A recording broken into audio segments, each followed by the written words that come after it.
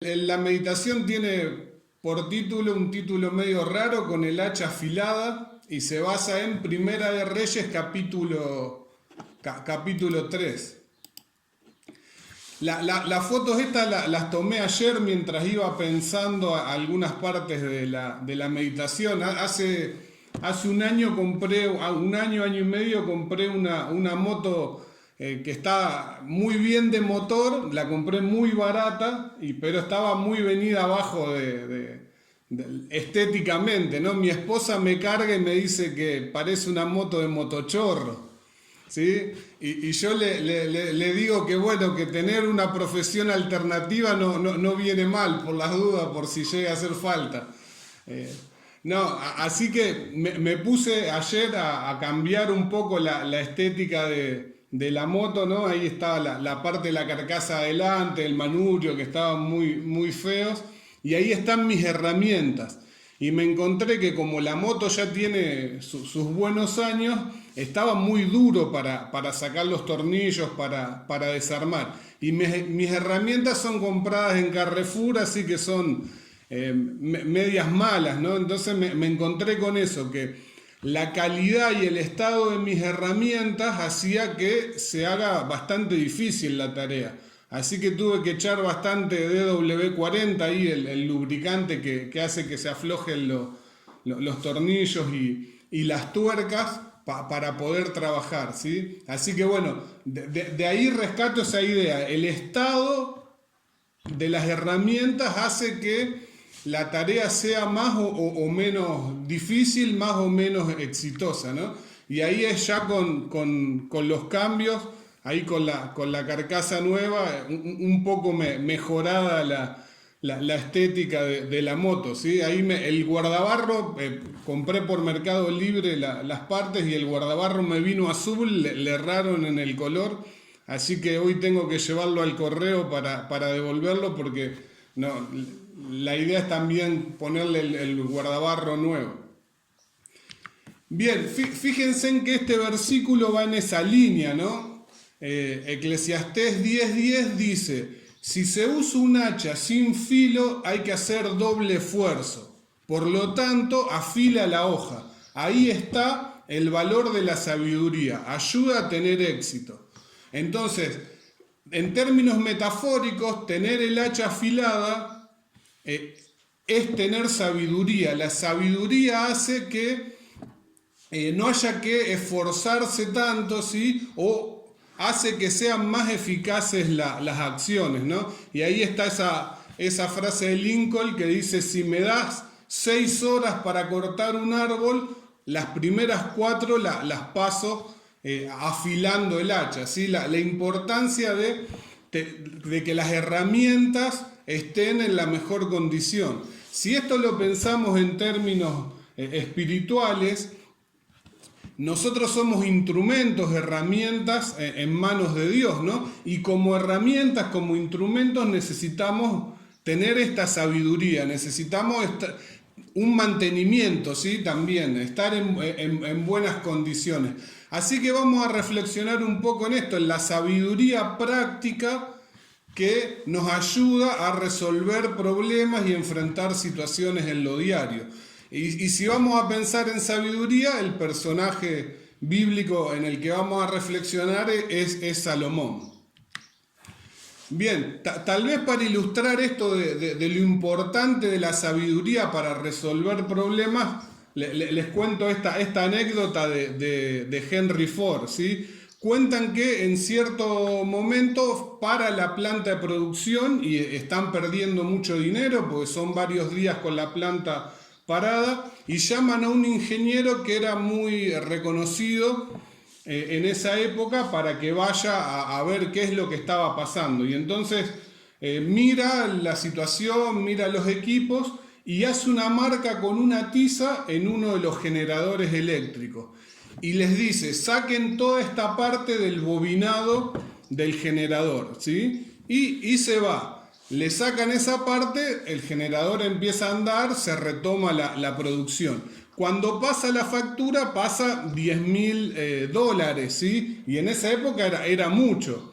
ese dinero. Entonces Henry Ford le manda a decir que por qué le cobra $10.000 para hacer una marca de tiza, que fue lo único que él hizo, que le detalle. Entonces le vuelve a mandar la factura y entonces ahí le dice, hacer una marca de tiza, $1, saber dónde hacerla, 9.999, ¿no? Entonces, la idea ahí, lo importante para resolver una situación, de saber qué hacer en esa situación, tener el hacha afilada, ¿no? Y vamos a ver ahí que en la historia de Salomón hay 3 palabras que las traducciones actuales no las suelen usar tanto porque son palabras que en el lenguaje común no usamos, pero que tal vez reflejan mejor el sentido de las palabras originales, ¿no? Entonces vemos que en Proverbios pasa lo mismo, ¿no? Tanto en esta historia como en Proverbios, la palabra sabiduría se asocia con discernimiento, con prudencia y con entendimiento, ¿sí? Entonces la primera de ellas, discernimiento. Esta historia es muy conocida, aparece en sueños Dios a Salomón y le dice, pedime lo que vos quieras que yo te lo voy a conceder. Salomón le dice que él es muy joven y que no sabe muchas veces qué hacer, entonces le pide discernimiento, dice. ¿Para qué? Para gobernar a tu pueblo y para distinguir entre el bien y el mal. El discernimiento como parte de la sabiduría tiene que ver con eso, con distinguir el bien y el mal, pero no en términos de ética teórica, sino la sabiduría tiene que ver mucho con la experiencia y con lo práctico, ¿sí? Con lo que se lleva a la práctica. Poder identificar en una situación qué es lo correcto y qué es lo mejor. Me gusta pensar, y creo que es muy importante la diferencia entre normas y principios. En esto de pensar cuál es distinguir el bien y el mal para la práctica, ¿sí? Entonces está bueno también diferenciar normas y principios, porque las normas dependen del contexto, ¿sí? Y pueden cambiar. Los principios no, se mantienen más allá del tiempo y del contexto. Por ejemplo, si yo pienso en la reverencia como principio, se mantiene siempre. Ahora, en cierto tiempo y contexto, ser reverente es ir al culto descalzo, ¿sí? Sin calzado. La norma, en cierto contexto, ¿sí? Y en cierto tiempo es eso. Hasta tenemos versículos donde los patriarcas se tienen que sacar el calzado frente a la presencia de Dios. Si hoy iríamos a algunos países, tendríamos que hacer eso. Ahora, si yo acá al Yahvé voy sin calzado al culto, estoy haciendo algo que es hasta contrario al principio de reverencia. Entonces ven cómo en esto de saber qué es lo mejor y qué es lo correcto, las normas pueden cambiar. Los principios siempre se mantienen. Ya sea que vaya con calzado o sin calzado, el principio de reverencia se mantiene. Y esto es clave porque los fariseos sabían mucho de normas, pero no entendían los principios. Entonces muchas veces hacían algo que ellos consideraban correcto, pero yendo en contra de los principios que estaban de fondo, ¿no? Yo suelo ilustrar esto mucho en los cursos con los que trabajo con los chicos, porque a veces nos pasa eso, nos olvidamos el para qué de las acciones que hacemos. Entonces, los chicos organizan una fiesta de curso para que se unan, para unir al curso, y se pelean en el proceso para hacer la mejor fiesta. Entonces, sí, pero si la fiesta era para unirse y ahora se están peleando, por más que salga linda la fiesta, por más que salga lindo el evento, si se pelearon, el propósito no se cumplió. Y hay una historia que me gusta mucho que muestra esto, la diferencia entre los principios y las normas, y que los principios son mucho más importantes, ¿no? que las normas. Y es la historia de un maestro que tenía a sus discípulos, y entonces cuando hacían la reunión tenía un gato, y el gato distraía a los discípulos. Entonces él tomó la decisión de que cada vez que se reunían con sus discípulos iban a atar el gato, ¿sí? Para que no se distraigan los discípulos. Y comenzó a ser una norma, una tradición, que cada vez que se juntaban, alguien se tenía que acordar de atar el gato. Entonces pasó que el maestro falleció y uno de los discípulos ocupó su lugar y continuó con esta práctica. Cada vez que se juntaban, ataban al gato. Resulta que falleció el gato, entonces dijeron, bueno, hay que buscar otro gato, porque ¿cómo vamos a hacer la reunión sin tener el gato?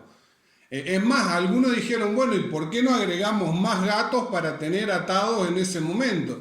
Y algunos incluso escribieron algunos tratados de la importancia de tener al gato atado en las reuniones, ¿no? Entonces, en esa historia vemos cómo a veces algo que en un comienzo tiene sentido y tiene un propósito, cuando se mantiene sin entender para qué lo estoy manteniendo, a veces hasta termina yendo en contra de ese propósito original.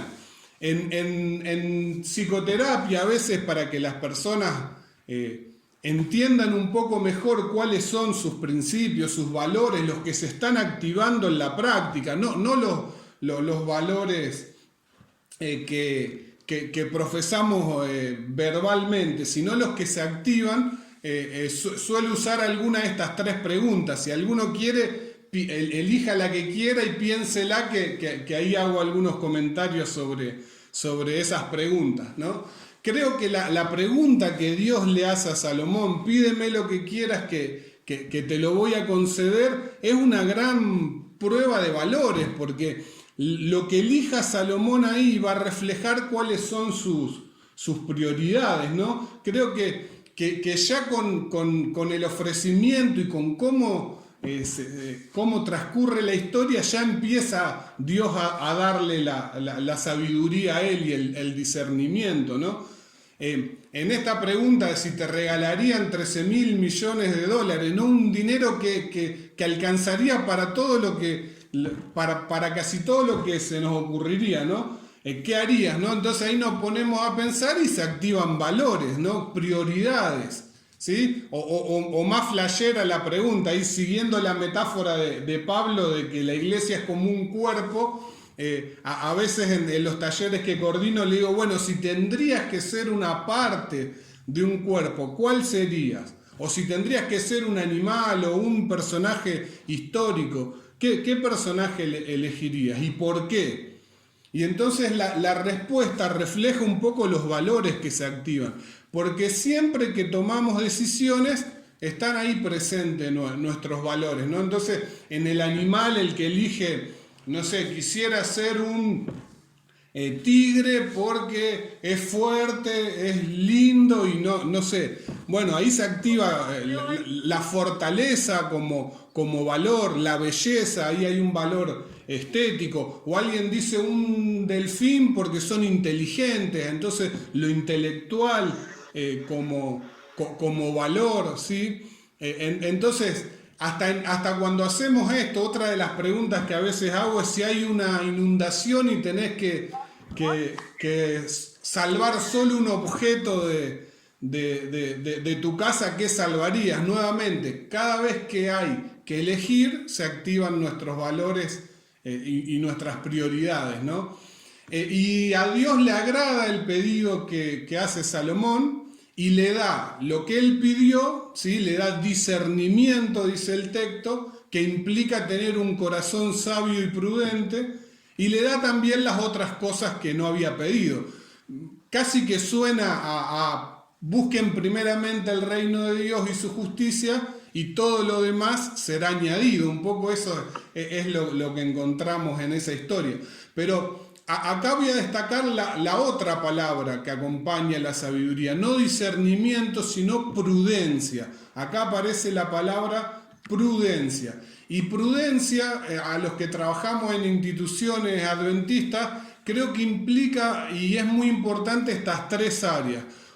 Primer área, prudencia como cuidado de uno mismo. El descanso, el estilo de vida, la recreación saludable son cosas que hacen que nos afilan, nos cuidan como instrumentos. Si uno quiere tener ser un instrumento afilado, se tiene que cuidar, ¿sí? Porque a medida que nos vamos desgastando emocionalmente, vamos perdiendo sabiduría al momento de resolver problemas. A medida que nos vamos desgastando, necesitamos más esfuerzo, ¿sí? Porque se nos empiezan a acabar los recursos. Cuando hay desgaste emocional, los recursos intelectuales se disminuyen, y entonces necesitamos más tiempo y más esfuerzo para hacer las mismas tareas. Entonces, la recreación, plantea Elena de White, que no es un lujo, no es una opción, es algo necesario, es realmente necesario. Recrearnos de manera saludable, descansar, son actividades, hay momentos que no hay nada más espiritual para hacer que descansar y recrearse un poco, ¿sí? Que realmente eso nos renueva. La otra área en la que tenemos que tener prudencia los que trabajamos en instituciones tiene que ver con lo que implica el trato con los demás, prudencia en las relaciones. Y acá hay que tener mucho cuidado con lo que tiene que ver con maltratos, trato indecoroso, apariencia del mal. En unos talleres que hicimos acá en el colegio trabajamos mucho eso. Elena de White habla de que no solo tengo que hacer lo correcto en el trato con el otro, y acá me refiero muchas veces al trato con el que es del otro sexo, ¿sí? El varón con la mujer con el varón. No solo ser cuidadoso de hacer lo correcto, sino también cuidar de la apariencia, ¿sí? No manejarme de una forma que dé lugar a dobles interpretaciones. La sociedad en la actualidad está muy sensibilizada con respecto a todas estas cuestiones. Así que por un cuidado profesional, esto tiene que ver con el cuidado profesional de cada uno en su tarea, ¿no? Y por un cuidado también de las instituciones, tenemos que ser prudentes, ¿sí? Y ser cuidadosos, cautelosos. La prudencia tiene que ver con eso, con cuidar, con tener cautela.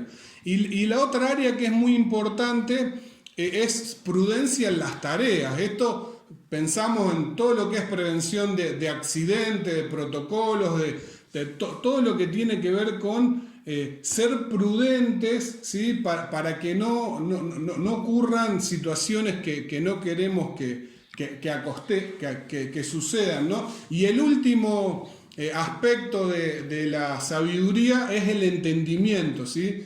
Ahí en Primera de Reyes 3, del 16 al 28, encontramos una historia que es muy conocida, que se presentan las dos mujeres a Salomón, y entonces la sabiduría que recibió ahora se va a poner a prueba, ¿no? Y entonces ahí sale victorioso resolviendo la situación. No voy a dar mucho detalle de esa historia porque la conocemos todos, ¿no? Pero ahí es espectacular cómo Salomón dice, bueno, tráiganme una espada, y partimos al niño en la mitad, y entonces la que era la verdadera madre del chico dice, no, que se lo den a la otra, ¿sí? Porque iba a preferir la vida del chico. Creo que esta parte, ¿sí? El entendimiento y esta historia apunta mucho a esto de aprender a pensar, ¿sí? A razonar de causa-efecto. Hay muchas citas de Elena de White donde habla que como instrumentos en manos de Dios necesitamos pedir que Dios nos ayude a esto, a poder razonar de causa-efecto. Ahí les leo estas dos que seleccioné, pero hay muchas citas, ¿no? Dice, necesitamos hombres previsores, ¿sí? Prever lo que va a pasar, capaces de comprender la situación y de razonar de causa-efecto. Creo que esto describe muy bien lo que hace Salomón en esa historia con las dos mujeres. Entiende la situación, trata de ver los intereses de una, los intereses de la otra mujer, y empieza a decir, bueno, si hago esto, ¿qué va a pasar? ¿No? Y entonces plantea y resuelve esa situación de manera espectacular. La otra cita de Elena de White dice, la falta de discernimiento y la imposibilidad para razonar de causa-efecto a menudo ocasiona en nuestras instituciones una condición de cosas que es bastante desagradable para Dios, ¿no? Entonces, ahí asocia Elena de White el discernimiento, ¿sí?, con el razonamiento de causa-efecto. En el ámbito de la psicoterapia muchas veces uso esto, que es tratar de entender cuáles son las causas y los efectos que bloquean o que traban una situación. Y muchas veces me encuentro con esto, ¿no? Que esto es una trampa china, que una trampa de dedos china es un artefacto que hace que si la persona hace más fuerza para soltarse, más se traba, ¿sí? O sea, mientras más quiero soltarme, más trabado quedo. Paradójicamente, ¿no? ¿Y cómo salgo de una trampa de dedos china haciendo lo contrario? ¿Sí? Se parece mucho a lo que pasa en la arena movediza. Si estoy en arena movediza y quiero salir, me hundo más, ¿sí? Si dejo de hacer fuerza para salir y floto, entonces tal vez me sea mucho más fácil salir. Y en la vida pasa muchas veces esto, ¿no? Por no razonar de causa a efecto. Lo que intentamos hacer para solucionar el problema muchas veces forma parte del problema y lo agrava, ¿sí? Esto en el plano de la regulación de las emociones pasa mucho. Estoy enojado y no quiero estar enojado, entonces me enojo doblemente enojado y lo agravo, ¿sí? O los que tienen ataques de pánico y están no queriendo tenerlos, y el ataque les genera más pánico todavía y entonces se arma una trampa china, ¿no? Entonces muchas veces en esto de razonar de causa-efecto me ha pasado de tener experiencias muy, muy lindas con pacientes con ataque de pánico que con una o dos intervenciones he podido destrabar y ahorrarle al paciente un tratamiento que hubiese llevado meses o tal vez un año, ¿no? Recuerdo algunos casos en donde la intervención fue hasta ahora venís haciendo lo imposible para no tener el ataque de pánico y lo tenés. Entonces te voy a pedir que en tal momento, a tal hora, vos te induzcas y hagas lo posible para tener el ataque de pánico, y le doy una lista donde le pido que registren algunas cosas, ¿no? ¿Y qué es lo que sucede a veces en esos casos? Mientras más intentan tener el ataque de pánico, menos pueden tenerlo, ¿sí? Y entonces se dan cuenta de que es como la trampa china, ¿sí? Si me dispongo a tenerlo, no lo tengo, y si no lo quiero tener, lo termino teniendo, ¿no? Entonces eso destraba mucho las situaciones. Y en las relaciones interpersonales muchas veces pasa también esto. Es muy importante razonar de causa a efecto. En lo que tiene que ver con algunas situaciones que se traban acá en el colegio, muchas veces ayuda a destrabarla desde este lado, ¿no? Recuerdo en cierto momento me llama un preceptor para decirme que había tenido una discusión con un alumno. El alumno se había enojado mucho con él, y entonces me dice el preceptor que se produce él mismo un vómito, y llama a la madre para decirle que está re mal y porque le hizo mal el preceptor en cómo lo retó, y entonces que no podía más con los vómitos que tenía. Y entonces le pregunto al preceptor, razonando de causa-efecto, porque la madre llama, se arma un lío bárbaro. Entonces le digo al preceptor, bueno, ¿qué venís haciendo vos? Y le vengo diciendo que está fingiendo, que el vómito se lo induce él, que lo confronta, ¿no? Y le digo, ¿y qué viene pasando? Razonamiento de causa-efecto. No, cada vez está peor. Claro, mientras más dudan de él, el chico dobla la apuesta y peor se pone, ¿no? Y entonces le digo, bueno, fíjate que mientras más vas para ese lado, lo que está pasando es lo contrario, ¿no? Que es lo que muchas veces pasa en las situaciones. Mientras más intentamos algo, más lo trabamos. Entonces le digo, vamos a hacer lo contrario a lo que venís haciendo. Habla con él y decile que charlaste conmigo y que yo le estoy mandando a preguntar lo siguiente, que dado que él está mal y que no se mejora, ¿qué miembro del personal quiere él que lo acompañe para quedarse toda la noche en la guardia del hospital? ¿Sí? Que yo me ofrecía para eso. Entonces va y le dice esto. Entonces esto es, en vez de decirle no tenés nada, es exagerarle lo que está teniendo.